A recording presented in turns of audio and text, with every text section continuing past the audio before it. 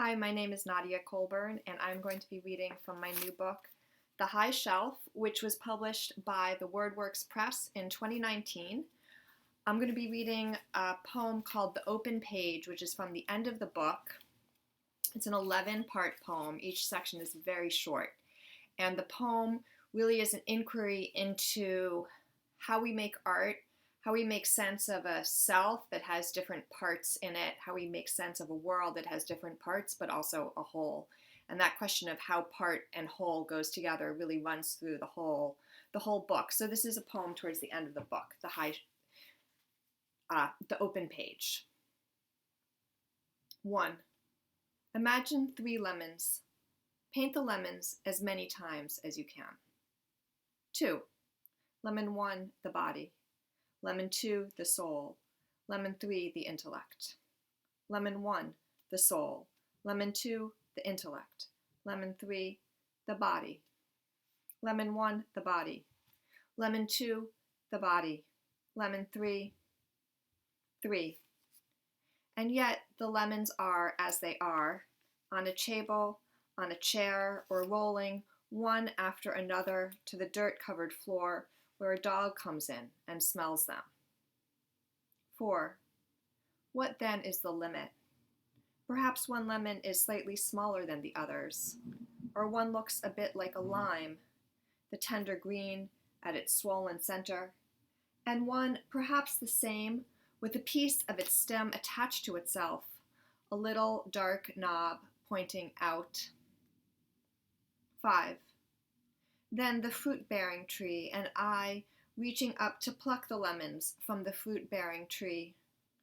Where is my youth? What, when I reach up, am I forgetting this time? The wind in the grass behind me, the staring, omnipotent sun? 6. And the urgency, the taste that makes the mouth pucker and then crave more. To have said that the self is multiple and complete. To paint as I might sit down beneath a tree, to see the self as distinct, a series of finite solutions to a problem. 7. A. Bring the brush to the page. B. Take the physical world. 8. Or any citrus, an orange, a grapefruit, or 3 smooth white eggs. The slight variation in the color of white, what is added to the absence.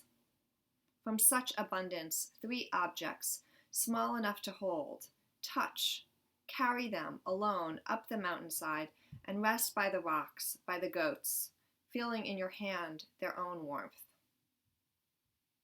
9.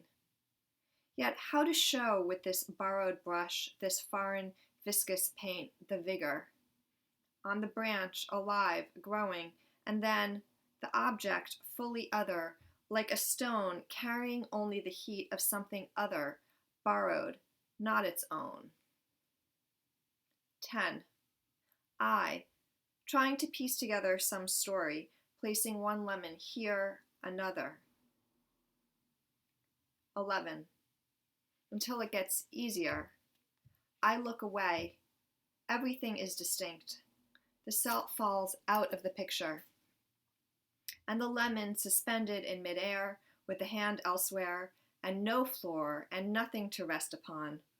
Only from a distance, from far off, the scent of the lemon tree, in bloom now, the small white blossoms, so many, one by one, opening to the bees.